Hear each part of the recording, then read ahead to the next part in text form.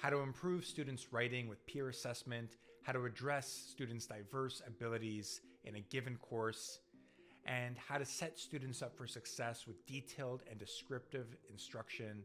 All this and more with Professor Stan Korotchenko from Tarleton State University. Beyond just making your life easier by facilitating and organizing, structuring the process online, Kritik also helps us to make it more efficient with grading.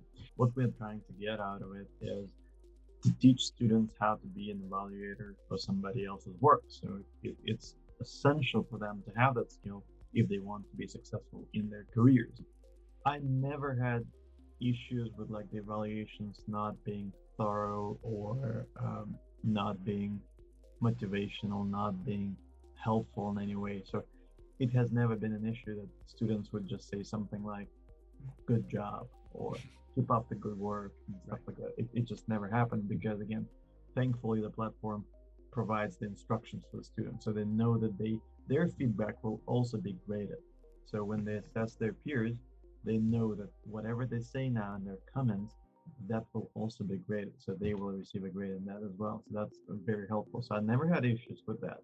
I would just say that once I improved the level of detail that I put into the grading rubric, the feedback has improved as well. I've adopted a fairly new approach now with using Kritik. I have all assignments, whatever assignments I have them in two versions, first draft and the final version.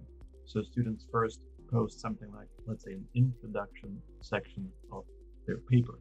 They do the first draft, they receive feedback from the students, from the peers, but then they improve upon it, and then they submit the final version of the same assignment. It's just another graded assignment, but it's the same section of the paper.